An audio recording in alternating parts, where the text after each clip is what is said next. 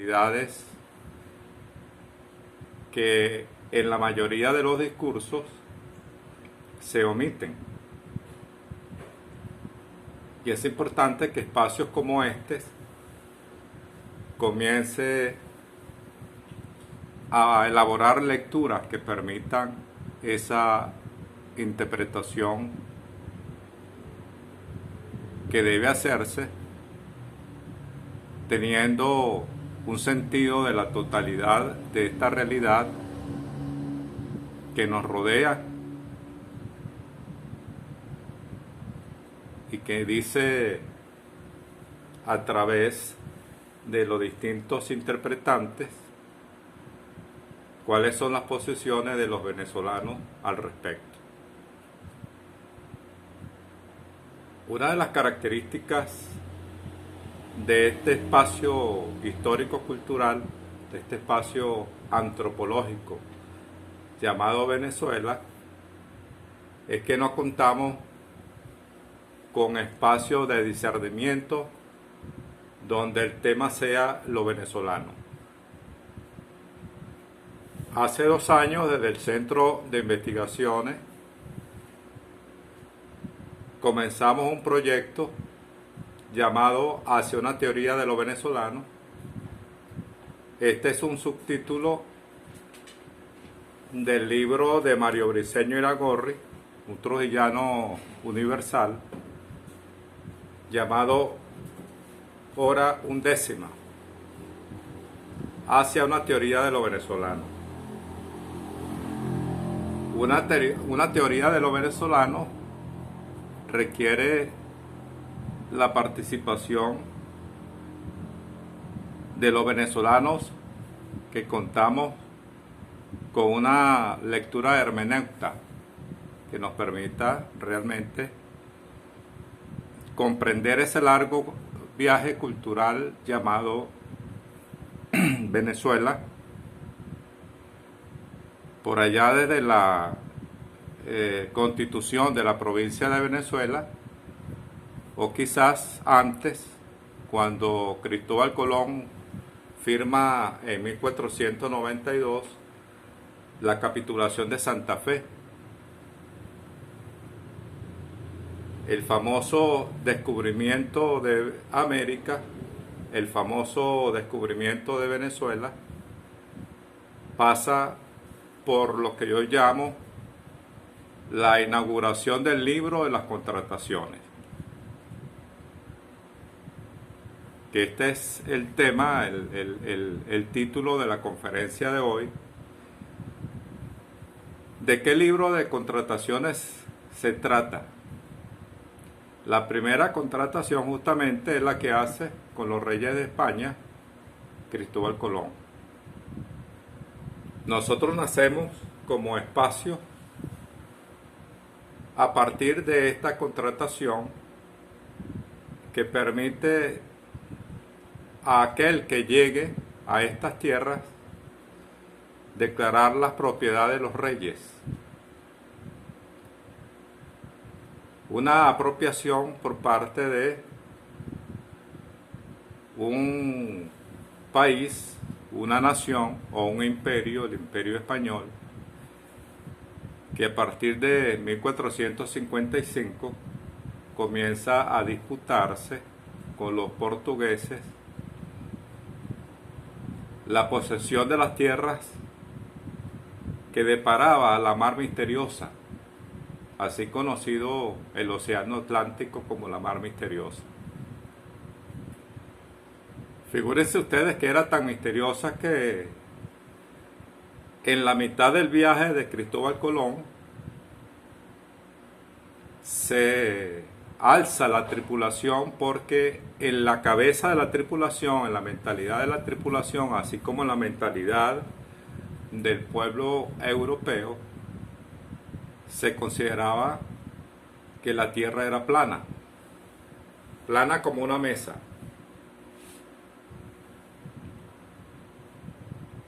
Y recorridas 600 millas de agua, en ese imaginario popular se creía las embarcaciones iban a caer en el abismo porque se terminaba el espacio plano del agua. Esta concepción imaginaria es reforzada con otras concepciones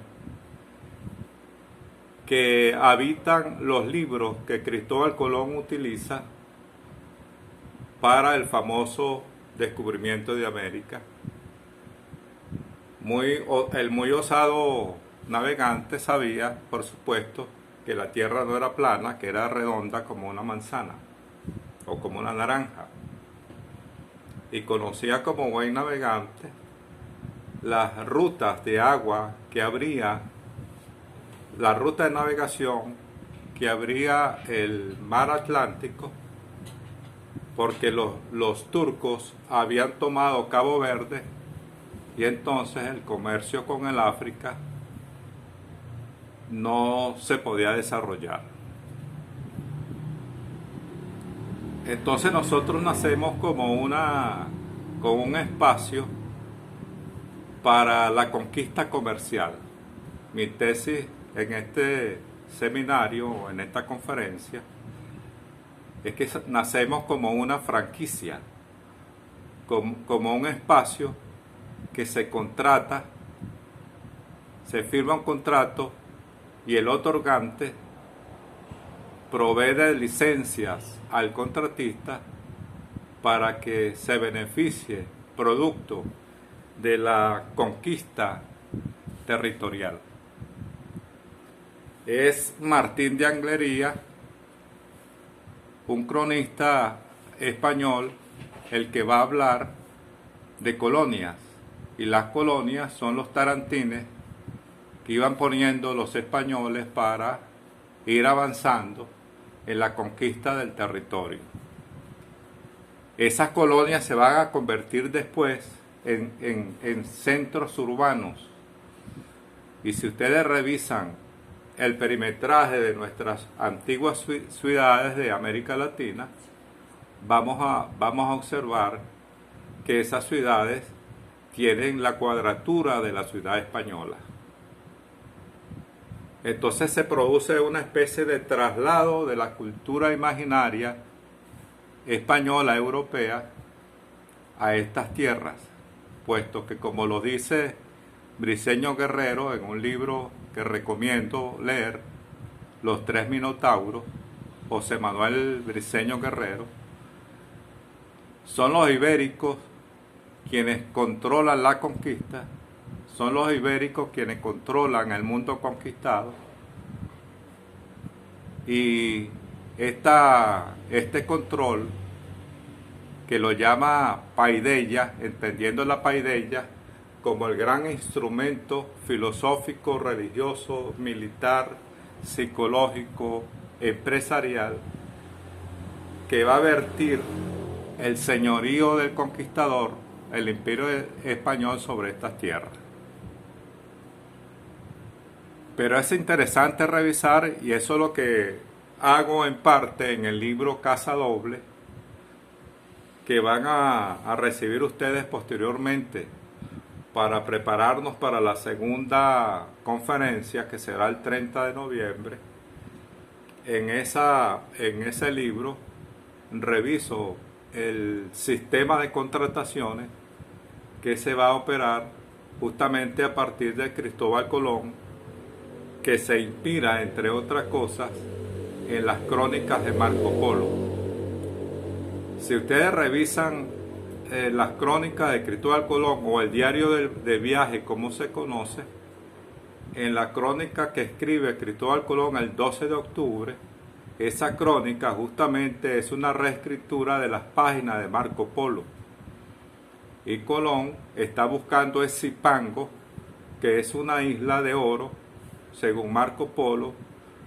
Es una isla colocada en la antigua India occidental, por eso nosotros nacemos como indios, como asiáticos. Las Indias occidentales es el Asia, que coloca en un mapa que usa, por supuesto, Cristóbal Colón, en un mapa que puede buscarse fácilmente, en un mapa de 1489 de Enricos Martellus, donde se coloca esa zona fantástica de islas de oro, cuyos palacios son de oro, techos de oro, pared de oro y piso de oro.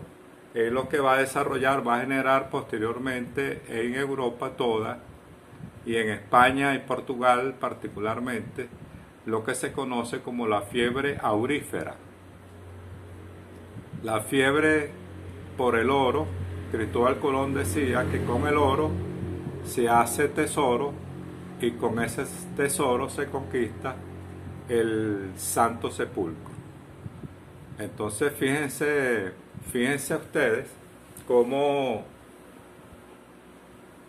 nosotros nos vamos a mover entre la imaginación y la contratación. En la capitulación de Santa Fe, Cristóbal Colón es declarado vicealmirante del Atlántico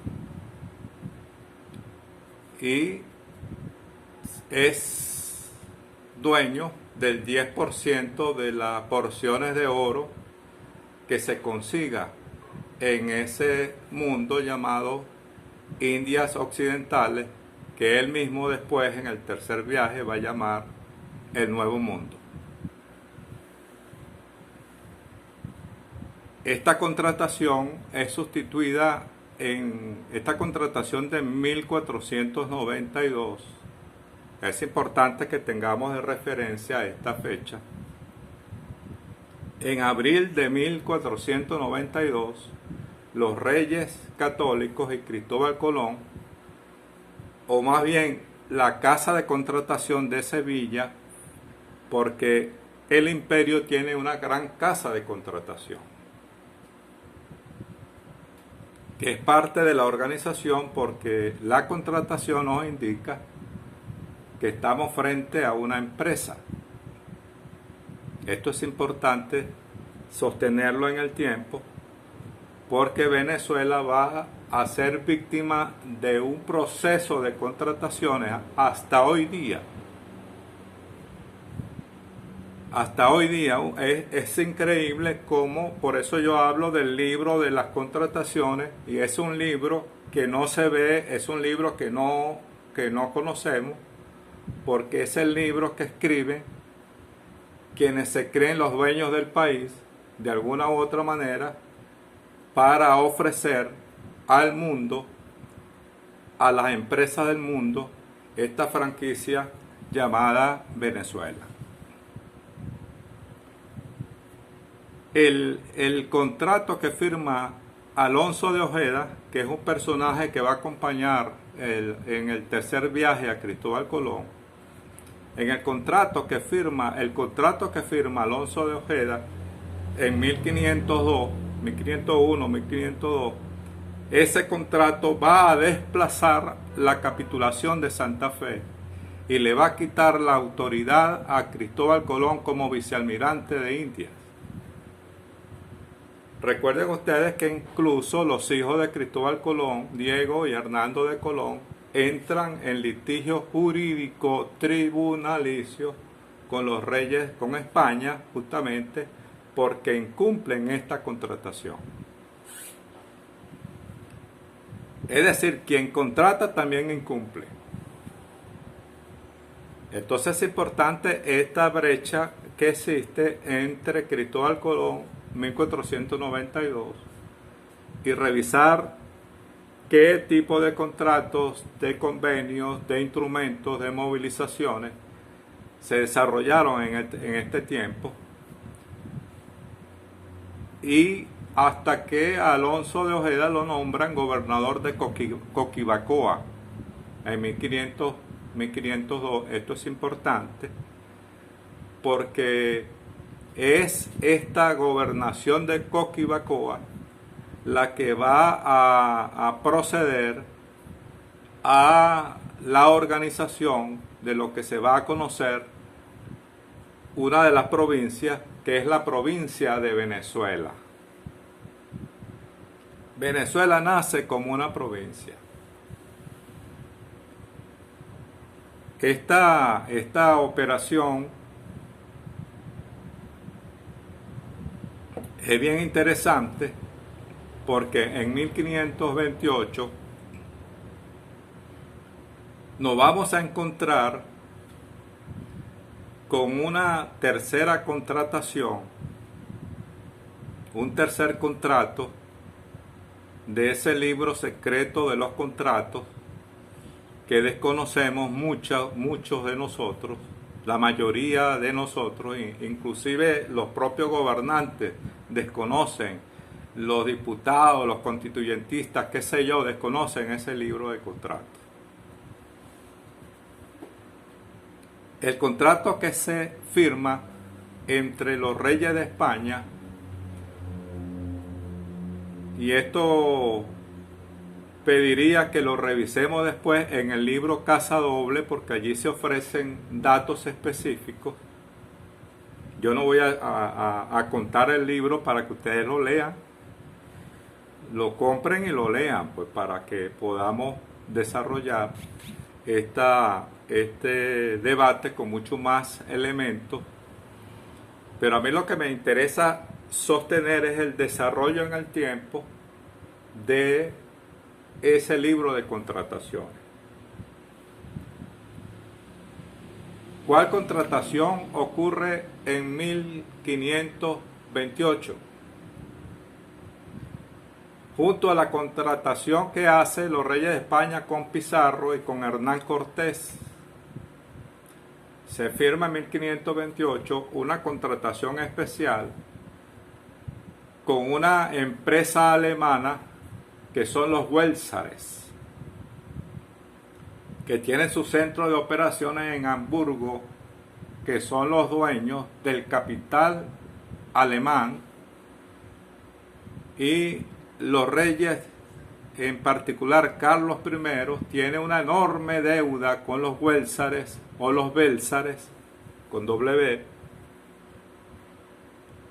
Le debe muchísimo dinero, le debe muchísimos dólares, petrodólares, bolívares, qué sé yo, a los Hamburgos, porque los Hamburgos habían financiado a Carlos I en los gastos suntuosos de su reino, pero fundamentalmente porque había elecciones del César europeo. Los reyes de Europa constituían una especie de consejo electoral conocido como el Consejo Electoral de los Príncipes. Y quien comprara más votos, por supuesto que ganaba, era el César, el rey de Europa. Por eso que Carlos I es Carlos I de Europa y Carlos V de Alemania. Pero esta elección se hace gracias al oro que provee la empresa de los Hamburgos a Carlos I. Y para pagarles esa deuda, Carlos I les ofrece, por eso yo señalo que nacemos como una franquicia. Carlos I les ofrece la provincia de Venezuela. ¿Qué les parece? ¿Conocían ustedes este dato? En 1500 lo conocían. 1528, esa fecha es clave en la historia de Venezuela. ¿Cuántos años han transcurrido de 1492 a 1528? Desde 1492, 70 años después, se deja de hablar de conquista y colonización porque ya está establecido el Imperio Español en América Latina. Se deja de hablar de colonización y se comienza a instrumentalizar